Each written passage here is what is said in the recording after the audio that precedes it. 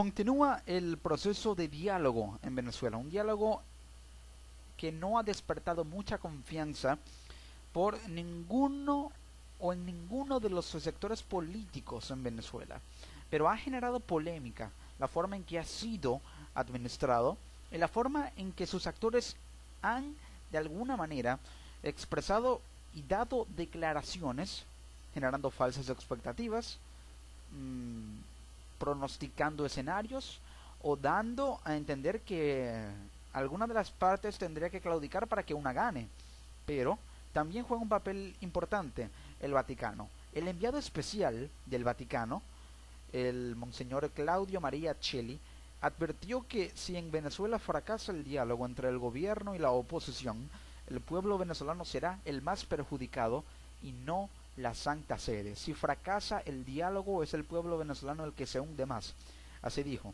También, si fracasa el diálogo nacional entre el gobierno venezolano y la oposición, el problema no es que la Santa Sede pierda la cara, es el pueblo venezolano el que se hunde más. Porque si acaso en una delegación o la otra quieren terminar con el diálogo, no es el Papa, sino el pueblo venezolano el que va a perder, advirtió Monseñor Claudio María Celli, italiano. Visitó Caracas en el primer encuentro para el inicio de un eventual diálogo en el país, puesto que fue nombrado por el Papa Francisco como su enviado especial a Venezuela con la misión de apagar, a través de un diálogo nacional, esa bomba de tiempo que hoy es el país que gobierna Nicolás Maduro, según sus palabras.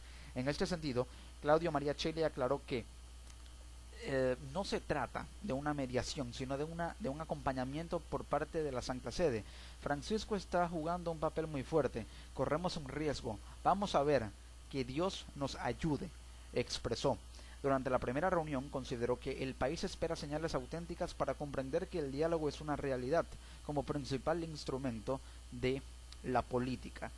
La posición del Vaticano es clara. El Vaticano es un elemento que busca actuar como un catalizador de las tensiones entre ambos sectores, pero que no quiere jugar o desempeñar un rol en el que se evidencia que puede ser o llegar a ser parcial con alguna de las partes, porque si de alguna manera trata de mediar con una parte para que la otra ceda en ciertas posiciones, trátese de gobierno, oposición o oposición gobierno, ya allí perdería todo rasgo de imparcialidad. Por ese motivo es que si el Vaticano busca mantener una imparcialidad, deberá mediar para un gobierno de transición y unidad, deberá unir a ambas partes en lugar de mediar para que una ceda ante la otra. Un gobierno de transición y unidad es lo que podría lograr en medio de esta pugna por el poder. Entonces, de alguna manera, y esto lo pude recabar de el argumento de un periodista venezolano, Eugenio Martínez, en 2013 Lula da Silva planteó como solución al problema venezolano un gobierno de coalición. Esta será la estrategia del Vaticano para 2017. Es decir, el Vaticano tiene un rol importante, pero es un rol en el que debe ser un elemento de enlace entre ambas partes, debe facilitar la negociación y debe expresar los puntos claros como haya que expresarlos. Y si el escenario avisora una situación en la que la transición debe ser democrática y pacífica, la vía para esa transición y el elemento para obtenerla y llegar a ella es el mecanismo democrático, y un mecanismo democrático, el único disponible al menos, está consagrado a un derecho político constitucional, el artículo 32 de la Constitución venezolana, que es el referendo revocatorio. Ahora, si el Vaticano llegase a mediar para que se diera un referendo, el gobierno podría dudar de su imparcialidad, pero si no llega a un referendo o media para un referendo, la oposición podría también llegar a dudar de su imparcialidad. Entonces, ¿qué rol debe jugar el Vaticano? Debe jugar el rol de un árbitro negociador, no árbitro autoritario, sino de negociación y unión entre ambas partes para que haya un gobierno de transición, un gobierno de unidad nacional. En entrevista concedida al diario La Nación de Argentina, el monseñor dijo que las 48 horas que pasó en Caracas fueron agotadoras. Cuando me reuní con los representantes de la oposición en la mañana del lunes, les dije claramente, mi miedo es que haya muertos en la manifestación del jueves, y si hay muertos, ¿qué diálogo es?